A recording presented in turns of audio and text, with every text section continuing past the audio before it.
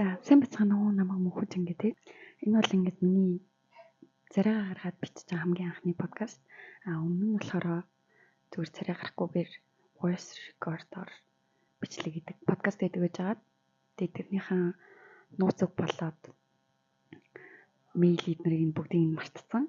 Тэгээд дахиад шинээр эхлэх гэж байна. Тэгээд шинээр эхлэхдээ болохоор айгуу зөрөгтэйгээр царайгаа гаргаад бичлэг хийж. Тэгэхээр өнөөдрийн энэ подкастаар хэдүүл юуны тухай ярилцах вэ гэхлээр мэдрэмжийн талаар ярилцсан.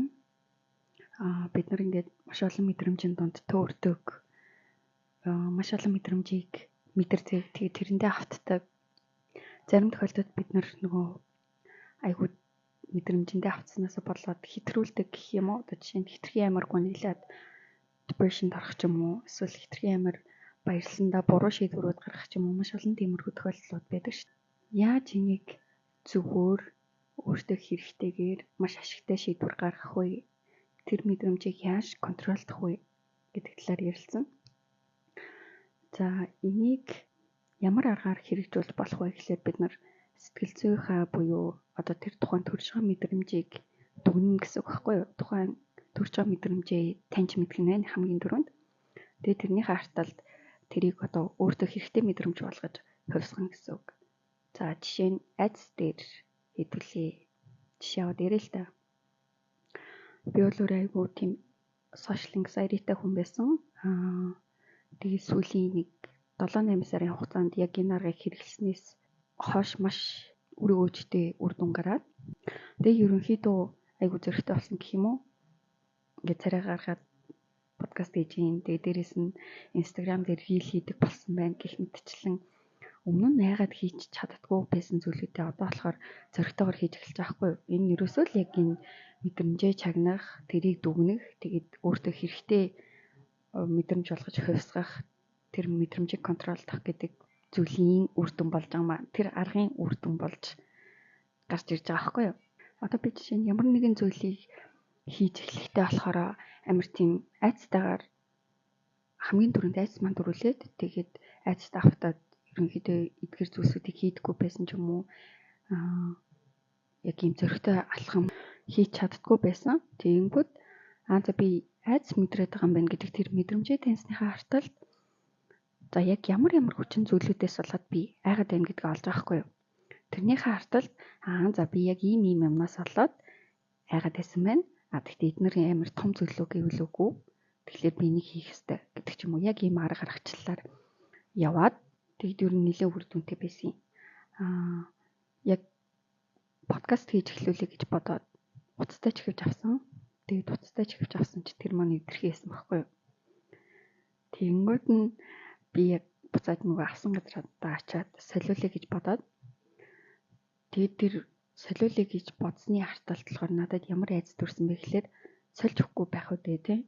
Монголд ер нь иймэрхүү юмнуудыг буцаах айгүй төвөгтэй байдаг шүү дээ. Ерөнхийдөө ихэнх газар буцаадгүй учраас за би очиод бараг загнуулаад тэгээд мөнгөөрөө хохироод сэтгэл зүгээрээ хохироод тэгээд дээрэс нь баахан загнуулж аваад ирэх юм байна. Боли гэд нэг юм айц тавтачих байгаа байхгүй юу? Тэнгүүтээ гинт нөгөө нэг яг энэ аргаа хэрэглээд үгүй би яагаад айгаад байгаа лээ гэдгсэн чинь зүгээр л юм хийсвэр бодлоос болоод тэр айц гэдэг юмыг өөртөө төрүүлэнгүүтээ тэр мэдрэмжиндээ автаад явцсан байгаа байхгүй юу?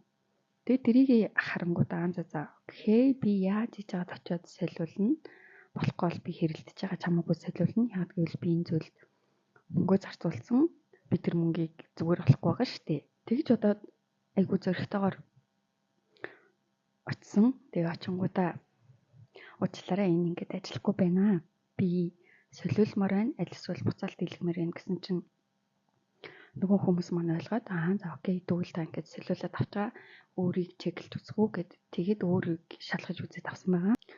Гэх мэтлэн одоо бид нар хийсвэр бодлоослоод өөртөө хиймэл айдас үсгээд тэгээд өөртөө хорилтой шийдвэрүүд гаргадаг байсан байгаа байхгүй юу? Хитрхи амар ингэж мэдрэмжиндээ автах нь өөрөө юм айгүй олон талын сөрөг дагавартай байгаа учраас мэдрэмжээ контролдно гэдэг нь ер нь бол хамгийн зөв шийдэл болж байгаа юм. Тэгтээ мэдрэмжээ контролдохдоо бас нюанстай тэнцвэртэй контролдохгүй бол хитрхи амар тийм нэгдлийг барьсан робот шиг болчихно гэсэн үг байхгүй юу? Тэгэхээр зарим үед тэр мэдрэмжийг зүгээр сул тавих хэрэгтэй байдаг. Гэхдээ зарим үед бол энд хитрхи амар автахгүй байх. Ерөнхийдөө төвөө болоод явах нь хамгийн зөв байгаад байгаа юм. Тэгэхээр бид нар хамгийн түрүүнд яг тэр нөгөө сэтгэл зүйн төлөв байдал буюу тэр мэдрэмжийг чагнаж үзэж явах нь байна. Тэгээд хүчин зүйлүүдийг нь олж таниад тэндээс яг тухайн тэр хүчин зүйлүүд нь чамд айцыг үсгээд байгаа ч юм уу те чамд гүнийг төрүүлээд байгаа чамайг хит амар баярлуулад байгаа тэр хүчин зүйлүүд нь үнэхээр тийм амар чухал зүйл үү гэдгийг нь дүгнснийхаа артал тухайн тэр мэдрэмжийг сул тавих уу эсвэл контролдох ёстой юу гэдэг шийдвэрээ гаргана гэсэн үг. Энэ үйл процесс бол ерөнхийдөө бодолд нэг 5-аас 10 секунд л шаарддаг зүйл байхгүй юу? Мэдрэмжээ шагнахтаа болохоор эхлээ сайхан үдэ ханаад нэг юм. За би яг юу мэдэрч байна? За би ийм мэдэрч байгаа юм байна. За ингээд ойлгоод явчихна гэсэн үг. Одоо жишээ нь би өөр дөрөө хэрэгжүүлж үзье л та. За миний яг одоогийн төлөв бол би сандрах гэдэг мэдрэмжтэй байна. Энэ мэдрэмж маань юунаас үүссэн бэ гэхээр эргэн тойрны нөхцөл байдал. Тэгээд анх удаа царайгаа гаргаж бичиж байгаа подкаст гэдэг ийм хүчин зүйлүүдээс болоод надад сандрал үүсэж байна. Тэгээд энэ хүчин зүйлүүдээс гадна ямар бодол бас энд нөлөөлөд байгаа вэ гэхээр хүмүүс намайг юу гэж бодох бол ч юм уу тийм. Би яг хэрэгтэй зүйл ярьж гин үү гэдэг нэг юм өөртөө эргэлзсэн бодлоод байгаа байхгүй юу? Эдгээр нийлээд надад ийм сандрал гэдэг мэдрэмжийг төрүүлээд байна. Тэгэнгүүт би яг сандарснараа юунд хүрэх вэ? Юунд ч хүрэхгүй. Тийм магадгүй би подкастаа постлохгүй байж магадгүй. Тэндээс би яг юуг алдаж болох вэ гэхээр магадгүй надад нэгдэх маш том боломжийг би хааж иж болох байхгүй юу? Тэгэхээр одоо би сайхан сул тавиад илүү өөртөө ихтэйгээр ингээ подкаста бичиж эхлэх нэ арай илүү чанга яриад ч юм уу те гэх мэтлийн энэ ингэж ажилтдаг байхгүй юу. За тэгээ хэдүүлээ ингээд сэтгэлийг гоё контролдоо ч юм уу тэр мэдрэмжийг ингээд гоё контролдож сураад өөртөө хэрэгтэй болгоод авчлаа. Тэрний арталт яах вэ гэхэлээ бид нар энэ бодол гэдэг зүйлээ аягүй сайн гоё зэгцтэй байлгах хэрэгтэй. Миний хувьд бясалгал гэдгийг ер нь толгойн үзүүрээс биш толгой оройгоос хөлийн үзүүр хүртэл ингээд бүх эдгэсийн мэдрэхийг хилдэг гэж боддгоо байхгүй юу. Миний хувьд бясалгал гэдэг бол энэ бодлыг зэгцдэг, энэ тархинд байгаа мэдээллийг зэгцлэх гэж ойлгодог. Тийм учраас тэрний арталт хэдүүлээ бодлыг хязгаарлаад сурах хэрэгтэй. Бид нар маш олон зүйлийг боддог, хэрэгтэй хэрэггүй, тэг ингээл төсөөлмөрөөддөг ч юм уу. Тархин дотор явагдаж байгаа тэр үйл процесс бол мөнхийн байдаг шүү дээ. Дандаа юм бодож яадаг. Тэнгүүд за би хэрэгтэй юм бодож гин үү, хэрэггүй юм бодож гин үү гэдгийг бас ялгаж сурна гэсэн үг байхгүй юу. Магадгүй би ингээд хизээч биелэхгүй юм мөрөөдөөд ч юм уу те. Хитрхийн амир хийсвэр зүйл бодоод тэрэндээ автаад ах юм бол би юунд хохирч болох вэ гэхлээр нэгдүгээр би тэр бодлыг гаргаж ирэхийн тулд тэрийг ингээд нөгөө төсөөлөлтөө бий болгохын тулд маш их энерги зарцуулж байгаа шүү дээ. Тэгэхээр энерги алдах нэ, эдсээ алдах нэ. Тэгээд дараа нь магадгүй тэр хийсвэр бодол маань хитрхи хүчтэй байснаас болоод эсвэл би тэрэнд хитрхи амар автснаасаа болоод төрөгдөл үүсч магадгүй. Тэгээ бодлын төрөгдөлд ороод тэрэндээ хитрхи итгээд гэд хийсвэр айдас өөртөө үүсгэж юм хийсвэр мэдрэмжүүд өөртөө үүсгэж явах боломжтой учраас бодлоо хэрэгтэй юу хэрэггүй юу гэж англи сурах нь. За тэрний артлаас хэдүүлээ одоо юу хийх хэрэгтэй вэ гэхлээр бие мах бодтой анхаарах нэ. Бид нар сэтгэл зүйнод ч юм уу эсвэл хитрхи амир юм ургуулж бодох тэг эднэрт ингээд автах ч юм уу стресстэй их тохиолдолд бидний бие мах бодод айгүй тийм сөрөг нөлөөлөлүүд гарч ирдэг шүү дээ. Ядран сүлдэн, дархлаа унах, магадгүй хөвгшрөн ч юм уу тийм ингээд бие мах бодод тэр чигт ингээд нөлөөлдөг зүйл учраас давхар бид нар бас энэ бие мах бодод анхаарч ах хэвээр нэг амир хүнд биш дасгалуудыг өдөр тутмын нөгөө дадал болгох хэрэгтэй. Магадгүй тэрэн зүгээр зөв амьсгалах байж болно те. Одоо бид нар дэлхийд даяараа зөв амьсгалах талаар маш их мэдээлэл гарсан хүмүүс ер нь эхнээс нь хэрэгжүүлээд эхэлж байгаа. Тэгэхээр энэ маань ингээд жижигхэн зүйл юм шиг боловч зөв амьсгалах нь өөрөө бидний бие махбодод маш том нөлөөллийг авчирч идэг байхгүй юу. Тэгэхээр одоо нөгөө контролгүй ч юм уу ухамсаргүйгээр гаргаж авж байгаа тэр амьсгал болгондоо ухамсар тайгаар хандах буюу одоо илүү нөгөө талархаж амьсгалах ч юм уу зөв амьсгалаад ирэх юм бол бидний бие махбод сэтгэл санаа бодол бүгдээрээ айгүй гоё тэгшрээд нэг юм цогц төлөвөө болоод ирчдэг. Тэрнээс гадна бас магадгүй нэг амар фитнест явах ч юм уу жимд явахгүй ч гэсэндээ тодорхой хэмжээний нөгөө нэг сунгах дасгалууд ч юм уу те тэднийг хийгээд бас бие махбодоо эрүүлжүүлж болох нь тэгээд нөгөө бодол мэдрэмж буюу сэтгэл тэгээд бие гэдэг энэ гурван зүйл чинь ерөөсөө яг гурлаа цогцороо байдаг зүйл шүү дээ. Бид нар сэтгэлээр унах юм бол амар сөрөг юмнууд боддог. Эсвэл сөрөг юм бодоод хангахгүй сэтгэлээр ундаг. Тэр нь ингээд эргээд бие махбодод дархлаанд нөлөөлдөг ч юм уу. Бүгдээр ингээд хоорондоо холбоотой цогц зүйл байгаа учраас аль нэгээр нь нөгөө хоёроо засч болно. Бид нар ингээд дасгал хийгээд ирэхээр илүү тайван болдог. Олон зүйл бодохгүй нэг зүйлдээ төвлөрөх чадвар өндөрсдөг ч юм уу те. Тэгэхээр энэ гурвыгаа ерөөсөө яг цогцоор нь авч явах хэрэгтэй байгаа юм. Тэгэхээр магадгүй бид нар ингээд айцыг мэдэрч ялла гэж бодоход айц маань өөрөө биднэрт хийсвэр бодол үүсгэн ч юм уу. Эсвэл хийсвэр бодлоос болоод айц гэдэг мэдрэмжинд автах ч юм уу. Ингээд ирэхээрээ дархлаа өмнө аливаа нэг зүйлд зориггүй хандна гэдэг ч юм уу тий. За нөгөө төгөр гуниг ерөнхийдөө сөрөг мэдрэмжүүдийг яриад байгаа шүү за. Гуниг байж болж чинь бид нар ингээд гуниглаад ирэх юм бол ойлгомжтой эрийг юм хийжэж бодохгүй. Тэгээд ирэхээр сэтгэл санааны хувьд, бодлын хувьд, бие махбодын хувьд бүх зүйл ундаг тийм үү. Сүнслэг ертөнцөөр ярих гэсэндээ нөгөө нэг энерги үнэн гэж байдаг шүү дээ.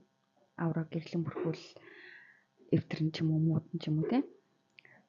Тэгэхээр яг энэ сөрөг мэдрэмжүүдийг мэдрэх нь бол тийм буруу зүйл биш. Гэхдээ энэнд автаад тэрийг илүү гүнзгийрүүлэх нь биднэрт хамгийн сөрөг нөлөөтэй зүйл байгаад байгаа байхгүй юу? Нэгэн зүйлийг зорж байгаа бол одоо байгаасаа арай илүү дээр болмоор ч юм уу те.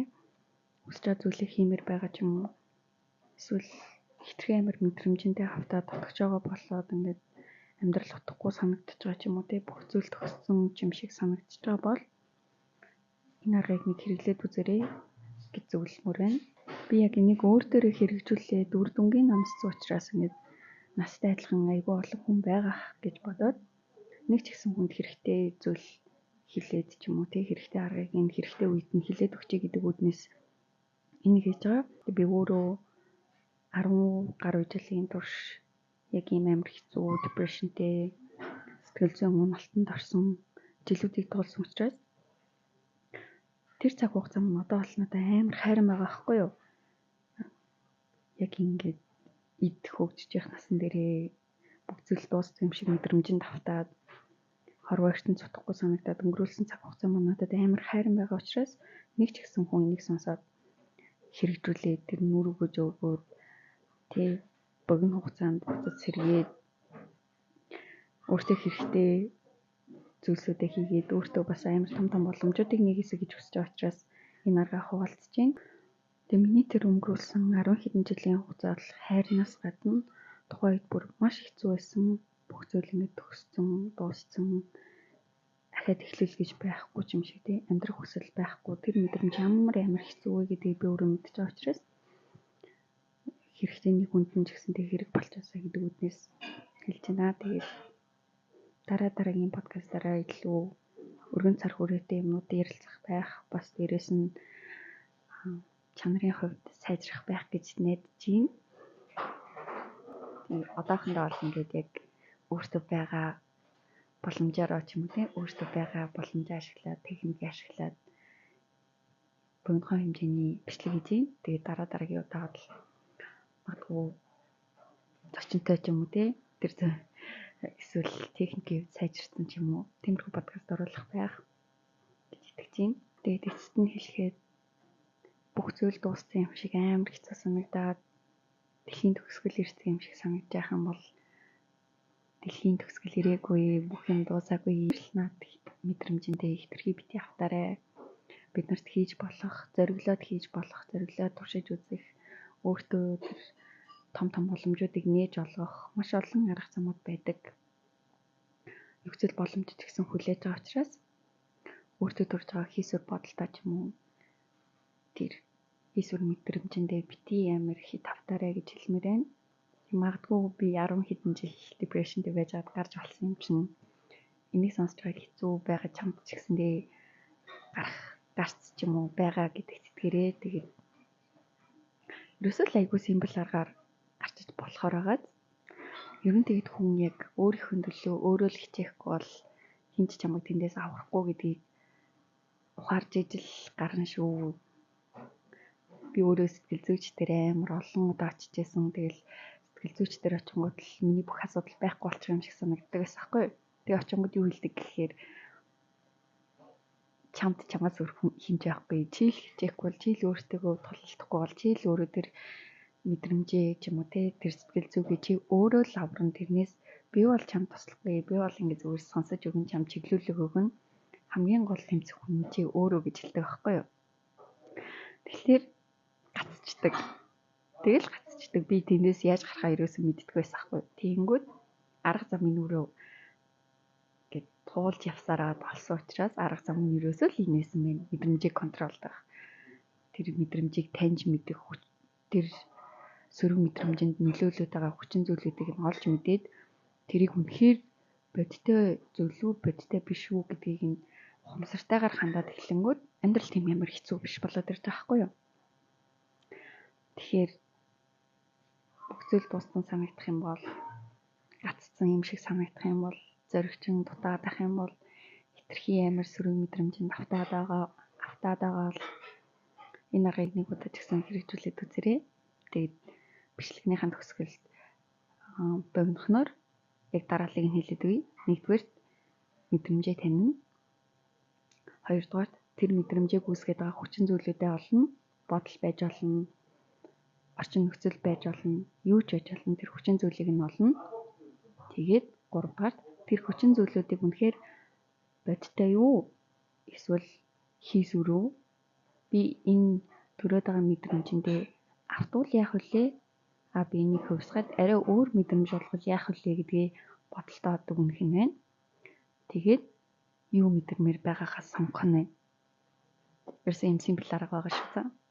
За тэгээд энэ хүртэл сонссонд баярлалаа. Дараагийн бичлэгээр уулзъя. Тэгээд саб болон лайк дараарай хэрвээ таалагдвал шүү дээ. Тэгээд таалагдахгүй байх юм бол зүгээр скиплээд өөр юм сонсорой. За баяртай.